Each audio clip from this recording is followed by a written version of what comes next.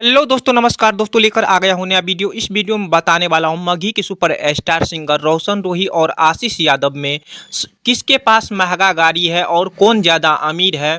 पूरा जानकारी देंगे इस वीडियो में, तो इस वीडियो को पूरा जरूर देखिए। बहुत ही ज़बरदस्त और सबसे अलग वीडियो लेके आ चुका हूँ। चलिए दोस्तों, सबसे पहले बात करते हैं रोशन रोही के बारे में। तो जी हाँ दोस्तों, आपको बता दूं कि रोशन रोही का फैन फॉलोइंग और पहचान बहुत ही ज़्यादा है।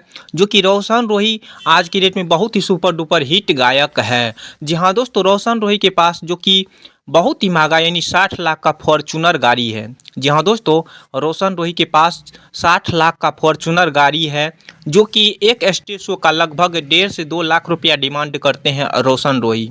जी हाँ दोस्तों, और बहुत सारे हिट हिट सॉन्ग दे रहे हैं आज की डेट में रोशन रोही।